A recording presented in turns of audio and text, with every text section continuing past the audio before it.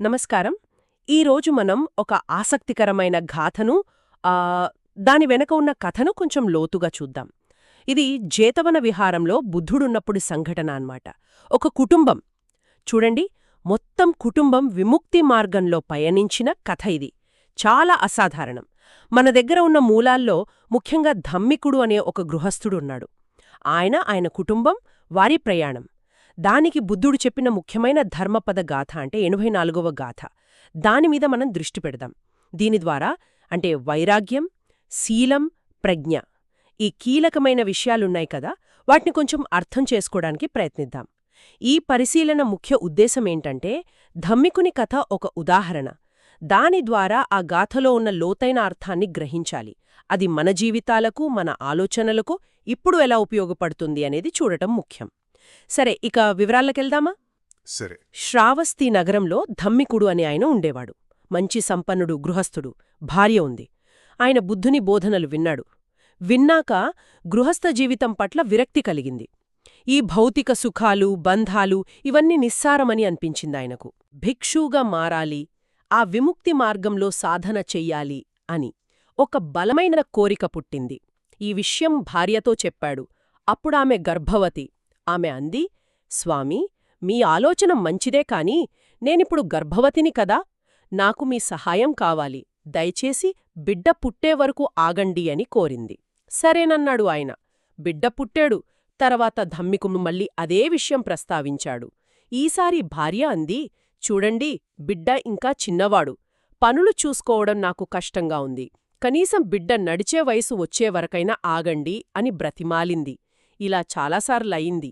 ఆమె ఏదో ఒక కారణం చెప్తూ వాయిదా వేస్తూనే వచ్చింది. అప్పుడు ధమ్మికుడికి ఒక ఆలోచన వచ్చింది. ఈమె అనుమతి కోసం చూస్తూ కూర్చుంటే నా జీవితకాలమంతా అయిపోతుంది. నా విముక్తికి నేనే కదా బాధ్యత తీసుకోవాలి. ఇంక అడగడంలో అర్థం లేదు అని గట్టిగా అనుకున్నాడు. ఎవ్వరికీ చెప్పలేదు. ఒకరోజు నిశ్శబ్దంగా ఇల్లు, ఆస్తి అన్నీ వదిలేసి నేరుగా బుద్ధుని దగ్గరకు వెళ్ళిపోయాడు. అక్కడ ఆయన దగ్గర ధ్యాన పద్ధతి నేర్చుకున్నాడు. తర్వాత అరణ్యానికి వెళ్ళిపోయాడు. అక్కడ తీవ్రంగా సాధన మొదలుపెట్టాడు. ఆయన పట్టుదల మామూల్ది కాదు. చాలా కష్టపడ్డాడు. జీవితం యొక్క అసలు స్వరూపం, అనిత్యం, దుఃఖం, అనాత్మ, వీటిని బాగా అర్థం చేసుకున్నాడు. బుద్ధుడు చెప్పిన 4 ఆర్యసత్యాలు, ఆర్య అష్టాంగ మార్గం, అవే ఆయనకు దారి చూపించాయి. నిరంతరం ధ్యానం, విశ్లేషణ, మననం, వీటి ద్వారా కొద్దికాలంలోనే ఆయన అర్హత ఫలాన్ని సాధించాడు. అంటే మానసిక మాలిన్యాలుంటాయి కదా, రాగం, ద్వేషం, మోహం, వాటన్నింటి నుండి పూర్తిగా విముక్తి, పునర్జన్మల చక్రం నుండి బయటపడ్డాడన్నాట. కొన్ని సంవత్సరాలు గడిచాయి. అప్పటికి కొడుకు పెద్దవాడయ్యాడు. ఇప్పుడు అర్హతుడైన ధమ్మికుడు కరుణతో ఆలోచించాడు. భార్యకు, కుమారుడికి కూడా ఈ మార్గాన్ని పరిచయం చెయ్యాలి అని. తిరిగి శ్రావస్తికి వచ్చాడు. తండ్రి చెప్పిన ధర్మం కొడుకు మనసిని తాకింది. అతనిక్కూడా జీవితం మీద వైరాగ్యం కలిగింది. సంఘంలో చేరాడు. తండ్రిలాగే కష్టపడి సాధన చేశాడు. త్వరలోనే అర్హత పొందాడు. భర్త, కొడుకు ఇద్దరు అన్నీ వదిలేసి విముక్తి పొందడం చూసింది కదా ధమ్మికుని భార్య. ఆమెలో కూడా ఒక ఆలోచన మొదలైంది. భర్త వెళ్ళిపోయాడు, కొడుకు వెళ్ళిపోయాడు. వాళ్లు వదిలేసిన ఈ ఆస్తి, ఈ ఇల్లు, ఇవి నాకెందుకు? వీటితో నాకేపదని అని గట్టిగా అనిపించింది. ఆమె కూడా ఇల్లు వదిలింది. భిక్షునిగా మారింది. ఎంతో పట్టుదలతో సాధన చేసింది. ఆమె కూడా అర్హత పొందింది.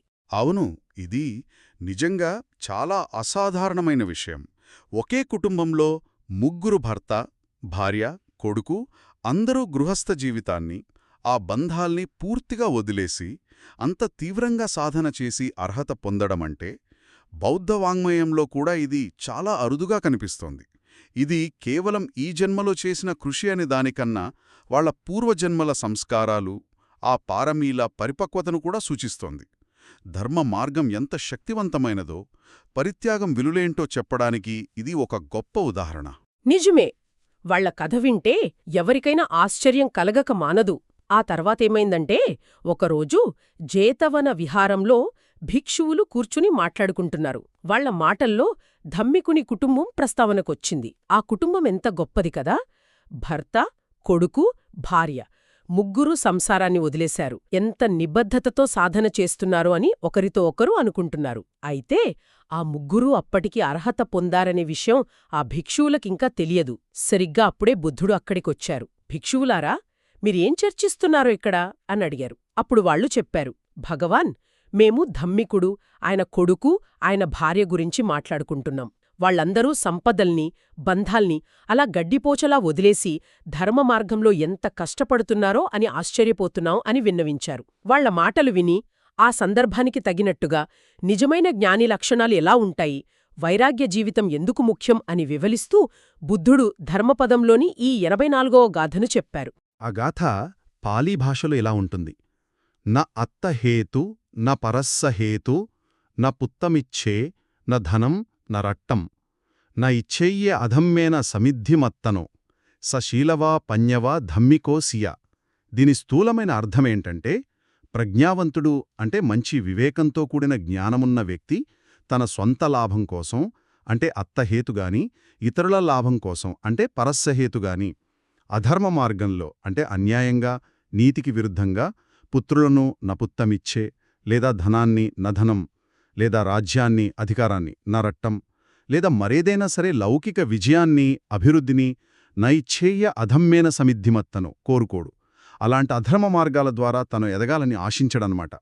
అలాంటి వ్యక్తి శీలవంతుడుగా ఉంటాడు అంటే మంచి నైతిక ప్రవర్తనతో, ప్రజ్ఞావంతుడుగా ఉంటాడు అంటే యథార్థ జ్ఞానంతో, ధర్మాన్ని అనుసరించి జీవిస్తాడు ధమ్మికో. అతడు ధర్మాన్ని అర్థం చేసుకుని దాని ప్రకారం నడుచుకుంటూ సంసార చక్రం నుండి బయటపడటానికి ప్రయత్నిస్తాడు. ఈ గాథ ఇంకో రకంగా చూస్తే సిద్ధార్థ గౌతముడు కూడా ఎందుకు తన రాజ్యాన్ని, భార్యాబిడ్డలను వదిలి వెళ్లాడో పరోక్షంగా వివరిస్తోంది. అది మామూలుగా చూస్తే స్వార్థంలా అనిపించొచ్చు.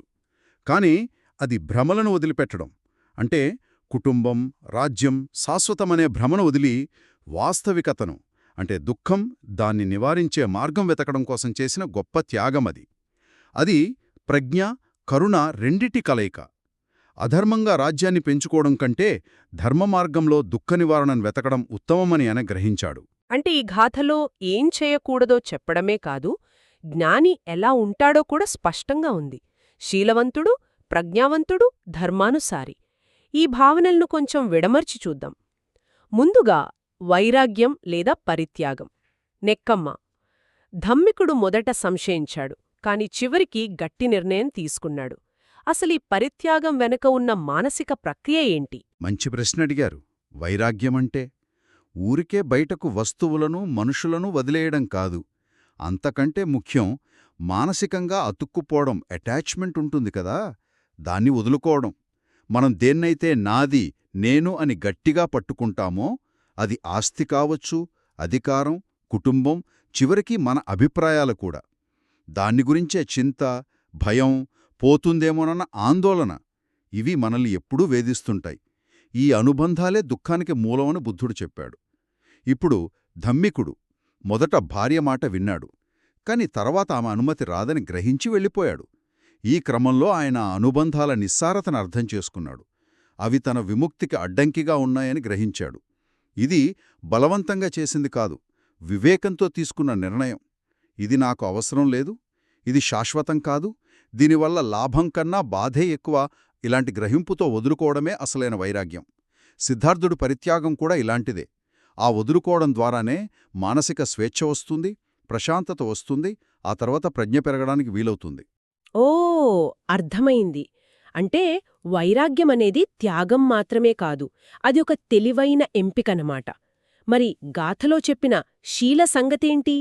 నైతిక ప్రవర్తనకు ఈ విముక్తి మార్గానికి ఏం సంబంధం? శీలమనేది ఈ మార్గానికి పునాదిలాంటిది.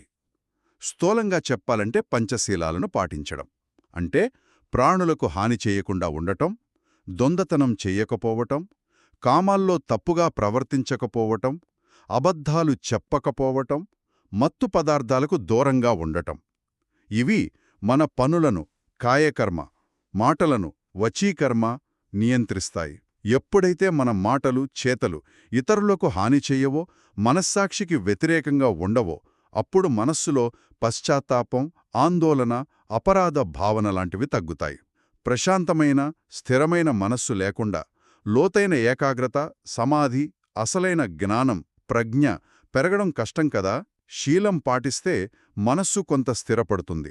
అయితే ఇంకా శిక్షణలో ఉన్నవాళ్లకి, మాలిన్యాలు పూర్తిగా పోని వాళ్ళకి కొన్నిసార్లు ఎమోషన్స్ వల్ల శీలంలో లోపాలు రావచ్చు, కాని పరిపూర్ణ శీలవంతుడు ఎప్పుడూ తన కాయా వచీకర్మల పట్ల ఎరుకతో ఉంటాడు. దీనికి 2 ముఖ్యమైన మానసిక లక్షణాలు సహాయపడతాయి. వాటిని హిరి, ఒత్తప్ప అంటారు. హిరి అంటే పాపం చేయడానికి సిగ్గుపడటం, తప్పు చేయడానికి మనస్సాక్షి ఒప్పుకోకపోవటం. ఒత్తప్ప అంటే పాపకర్మల వల్ల వచ్చే చెడు ఫలితాలకు భయపడటం. అంటే ఈ లోకంలో నిందలొస్తాయని, పరలోకంలో దుర్గతి కలుగుతుందని, కర్మఫలం ఉంటుందని భయం. ఈ రెండిటిని లోకపాలక ధర్మాలు అంటారు. అంటే ప్రపంచాన్ని కాపాడే ధర్మాలు, లేదా దేవధర్మాలని కూడా అంటారు. ఎందుకంటే ఈ 2 గుణాలు మనుషుల్లో ఉన్నంతవరకే సమాజంలో కొంత నీతి, నియమం ఉంటాయి. ఇవి లేకపోతే మనుషులు జంతువుల్లా ప్రవర్తించడానికి కూడా వెనకాడరు. కాబట్టి శీలం అనేది మొదటి, తప్పనిసరి మెట్టు. శీలం మనస్సును స్థిరపరిస్తే ఆ తర్వాత వచ్చేది ప్రజ్ఞ, వా అంటే జ్ఞానం, వివేకం. ఇది మామూలు తెలివితేటల కంటే భిన్నమైనదా? దీన్ని ఎలా పెంచుకోవాలి? అవును, ఇది కేవలం లౌకిక జ్ఞానం, ఇంటలెక్చువల్ నాలెడ్జ్ కాదు. ఇది యథార్థ జ్ఞానం, విజ్డమ్. వస్తువులు, స్థితులు, మనస్సు, వీటి నిజ స్వభావాన్ని, యథాభూత జ్ఞానదర్శనం తెలుసుకోవడం. ఇది కూడా దశలవారీగా పెరుగుతుంది. మొదట మంచి చెడు, నీతి అనీతి మధ్య తేడా తెలుసుకోవడం.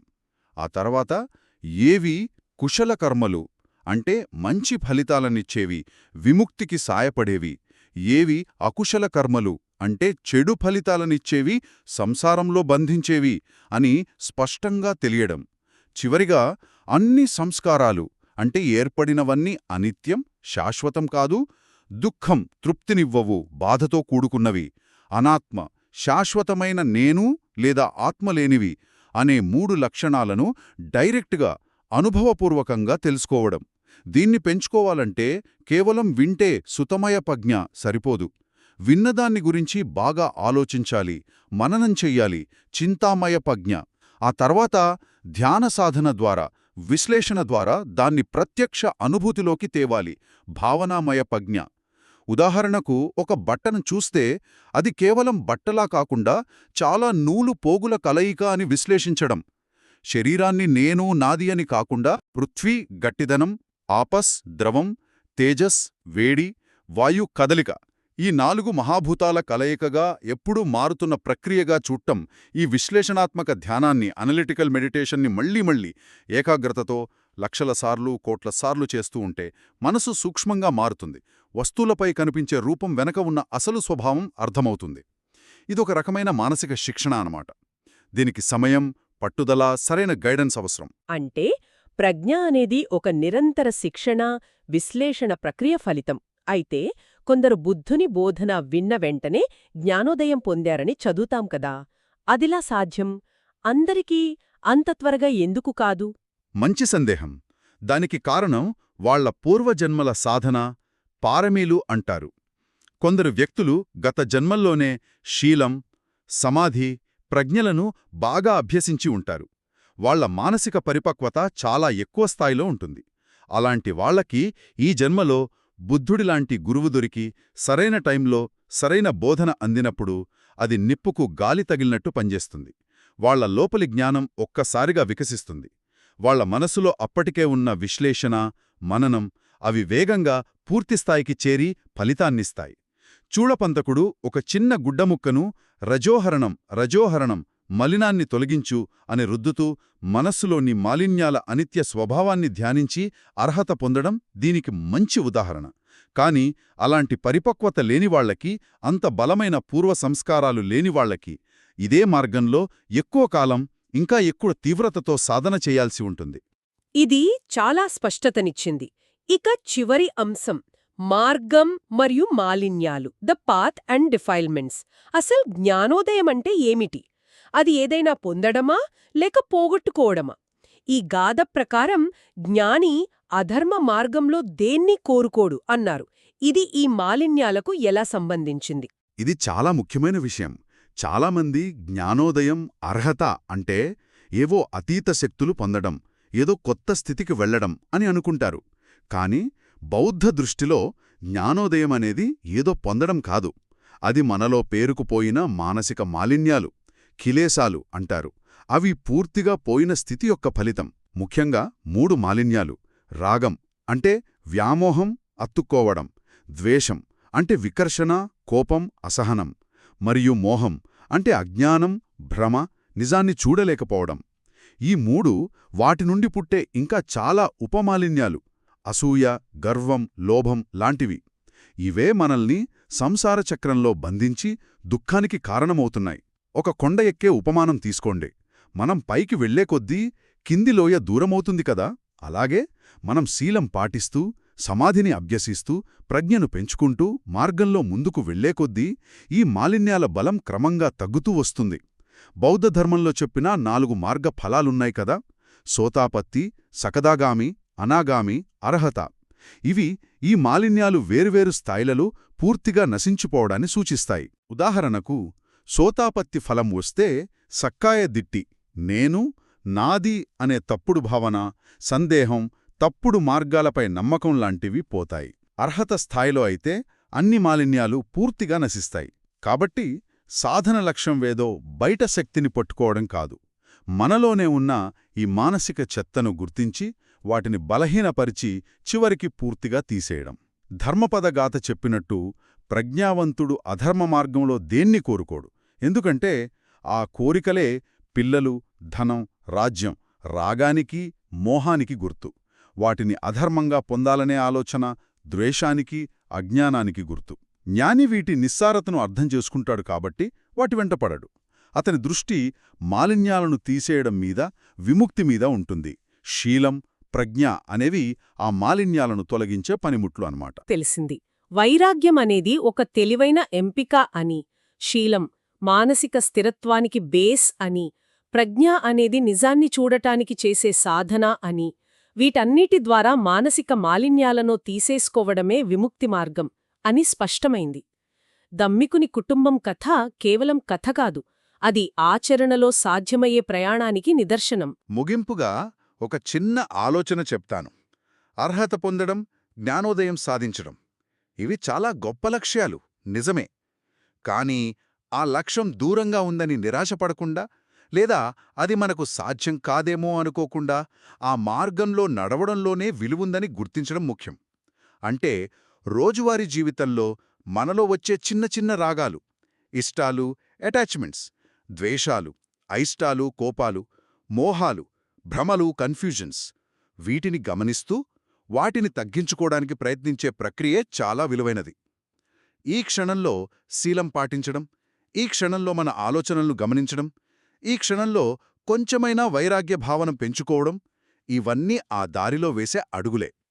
ఇలా చేయడం వల్ల మన ప్రవర్తన, మన ప్రపంచాన్ని చూసే దృష్టి, మన మానసిక శాంతి నెమ్మదిగా అయినా సరే ఖచ్చితంగా మారతాయి. ఈ చర్చ విన్న ప్రతి ఒక్కరూ శీలం, సమాధి, ప్రజ్ఞ ఈ మంచి గుణాలను తమ శక్తి మేరకు పెంచుకుని, జీవితంలోని నిజాలను లోతుగా అర్థం చేసుకుని, దుఃఖ నివృత్తి మార్గంలో ముందుకు సాగాలని, మానసిక ప్రశాంతతను పొందాలని ఆశిస్తున్నాను. సాధూ, సాధూ, సాధూ.